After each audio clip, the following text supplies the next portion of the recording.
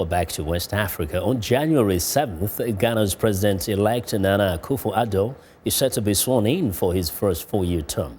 On a continent where elections are often accompanied by anxiety and uncertainty, many people are impressed by the nation's smooth electoral process and, once again, what promises to be a peaceful transition of power.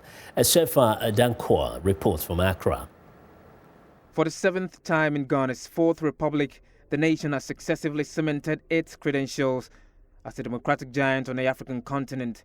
Electorates on the 7th of December 2016 went to the polls in what may be described as a keenly contested election to elect their president and 275 parliamentarians to steer the affairs of the country for the next 4 years.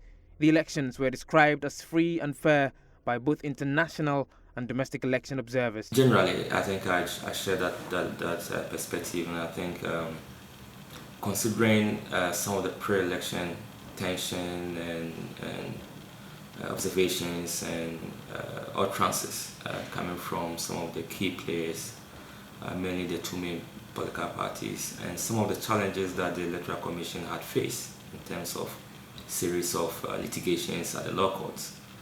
Some of us were a little bit worried that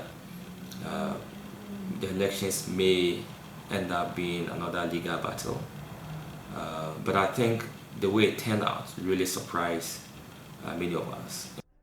The storyline since Ghana returned to a multi-party democracy in 1992 after a series of coups has been consistent. Minor and major disputes over election results in 2004 and in 2012 have not led to any violence. I would credit the Ghanaian people for such an impressive showing of maturity in terms of understanding what politics really is. All things being equal, government will on the 7th of January 2017 change hands from the incumbent NDC to the NPP. The incoming government, the NPP, campaigned on the subject of stemming out corruption and creating jobs for the teeming youth through the one district, one factory promise.